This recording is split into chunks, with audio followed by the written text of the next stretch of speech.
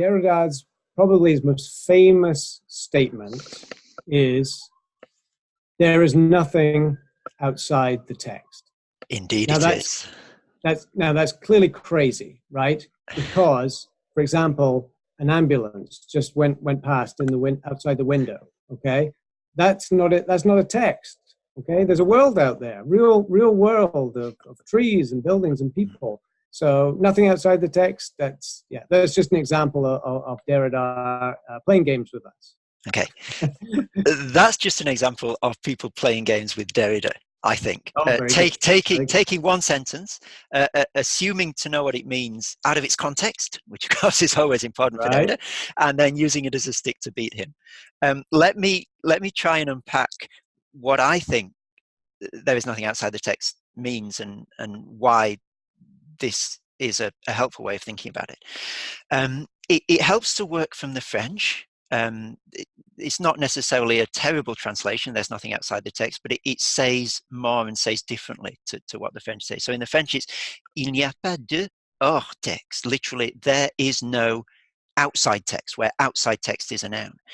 And let's start with that now. So un hors texte, a outside text in French is the normal word for a frontispiece, a piece of a paper stuck into the front of a bound volume. Might contain an illustration of a particularly important event from that book, or it might contain a sort of a dedication page. But what's important for Derrida is that it's stuck in, it's not part of the book itself. It comes to it from the outside, but it contains some authority over the text. It explains it in some sense. So it either says this is an important or indicative event in the book that we're illustrating, or this tells you something about where the book came from. And so what is it? It's something that comes from outside and has a certain authority over the content that it becomes part of. And so what Derrida is saying is that in life, there is nothing that comes from the outside that gives an authoritative reading of what we experience. There's nothing above the level of experience to interpret it for us. And one way of sort of hashing that out is that, well, there isn't a God for him. But there's also other parts of the sentence that are significant. So this whole idea of there is, il y a, we might think that's a very innocuous phrase in English, but in French and the German that it comes from, there's a very rich theological heritage. So Heidegger has the idea of the es gibt, the there is, that which is present to my consciousness, that which I can contemplate. And so that the there is has quite a heavy philosophical sense of something that is there before me that I can engage with and contemplate, that is almost an object to my subject.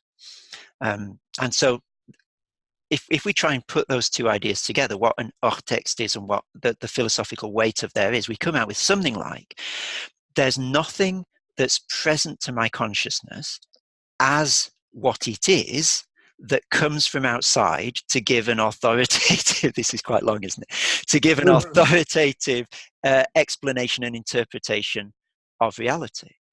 So he's not saying, and I don't think he would have ever gained the reputation that he has if he had been saying, everything is books or everything is language. The ambulance outside your window is simply text, is simply language.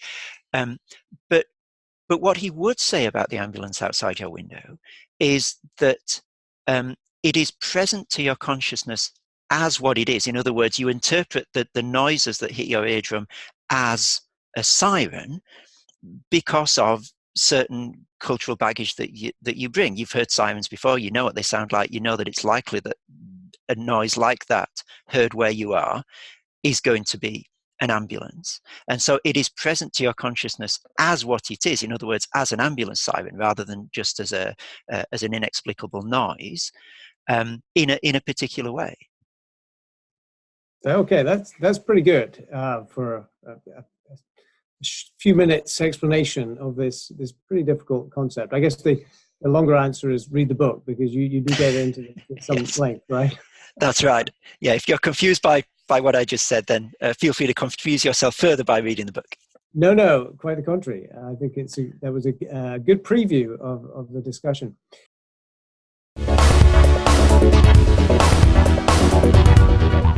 Something else about your book that I thought was really helpful was you did something that not many people have done, which is to bring Derrida into conversation with Van Til.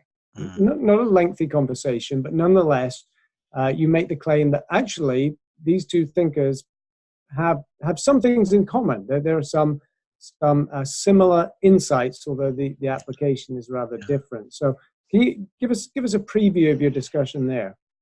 Let me just take one example of that. I talk about the way in which Derrida is very careful to think about what, in a sense, what we're allowed to know. So if we start from where he starts, what can we know, and what is unavailable to our knowledge?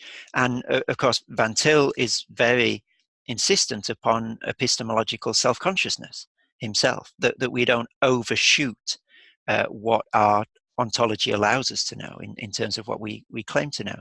And so I think there's a healthy self-reflexivity in both thinkers, certainly on that level.